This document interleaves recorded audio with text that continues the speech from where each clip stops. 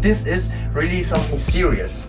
This hill, it's not for everybody, it's not for beginner, it's not for people that can skate a bit, that's for people that know what they're doing. So when you're going over your limit, you get the bill.